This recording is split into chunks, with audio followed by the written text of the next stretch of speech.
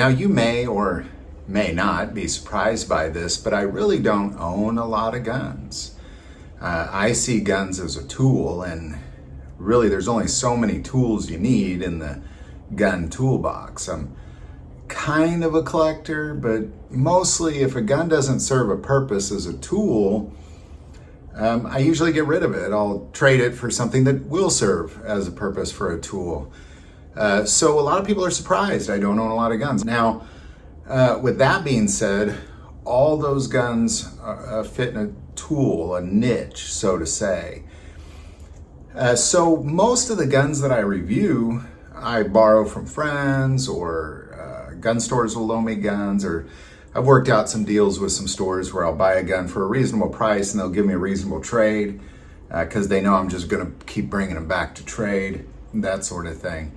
And that's usually how I pull it off as far as doing gun reviews. I don't just buy guns and keep them. All the reviews I've done are not in my collection, if that makes sense. And every now and then there's a gun that I really, really want. And this particular gun does fit a niche. It's a carry gun, and that's my favorite niche.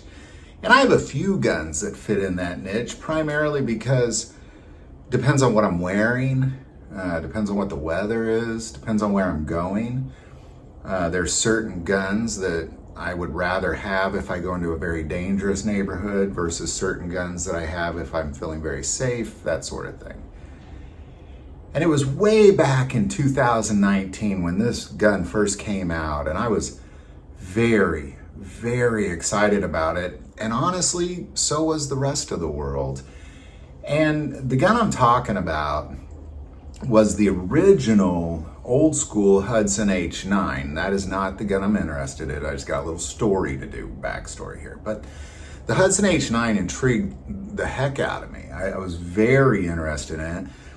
I saw the physical benefits of it, because ultimately what they've done, or what they did, was they took kind of a 1911 grip frame with a double stack 9mm, put the recoil spring way below the barrel to where the recoil's straight into this part of your thumb, which is the best spot. It prevents muzzle flip. It just makes you go back instead of flipping, so you can stay on target significantly easier. And when you combine all those things and you throw in a 1911 trigger into the equation, love this gun. It's like they took all handguns up a whole new level, like they just advanced handgun technology.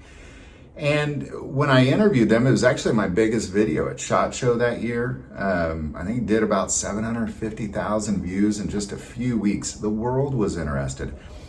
And when I interviewed the manufacturer, the couple, their last name was Hudson, they told me that it'd be released in second quarter. And then second quarter came, and then I saw them at the NRA convention that year, because went back to see, I knew they'd have a booth there. Hey, what's up?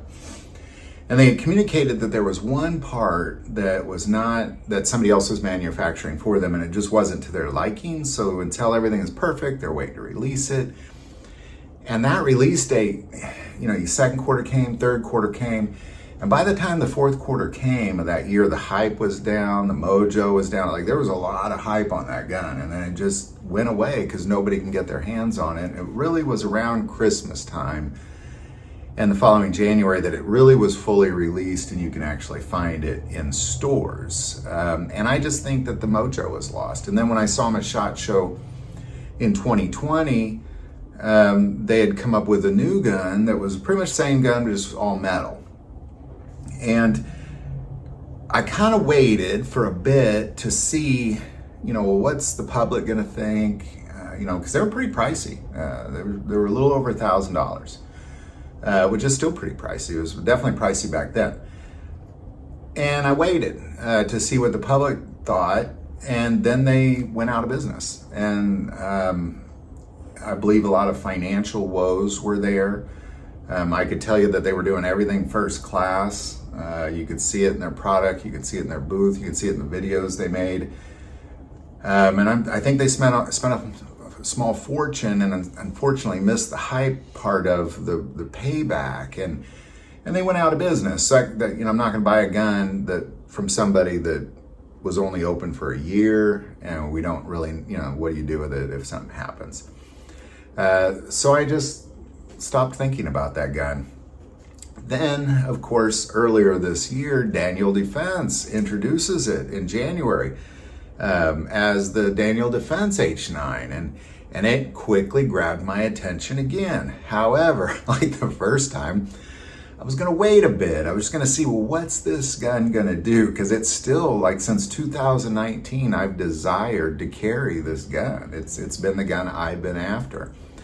And here's what I think about Daniel Defense doing it. Number one, they're a reputable company and make high quality firearms. So of course, this is going to take the security aspect of trusting it, having a company you can send it back to if you have issues, having a company that'll be there in a decade or so, ideally. They don't show any financial hardships, that's for sure. They look like a solid company that only comes out with solid firearms that people desire so much that they're usually at a pretty darn high price point as well.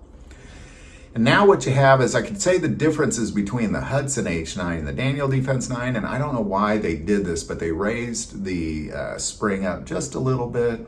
I don't know. I've not shot the Daniel Defense H9, but man, I loved shooting the Hudson H9. It was incredible. It's got a 4-inch barrel. Daniel Defense also did a cutout, so you put a red dot on it. So now that's where I am. I'm ready. This is the gun I'm after.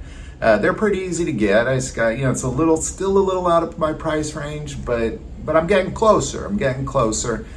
But I believe once Christmas is said and done and the kind of smoke clears from that, this is the gun I'm after. This is the one gun. If I could buy one gun right now, it's the Daniel Defense H9. So there you go. I'd be curious, what's the one gun you would buy right now if you could? Put that below. Any thoughts or insight on any of this, definitely put that below as well. But the most important part of this channel is we take prayer requests. So please don't ever hesitate to send that in. Thank you for watching this episode of God, Family, and Guns. And as always, love God, love your family, and love guns.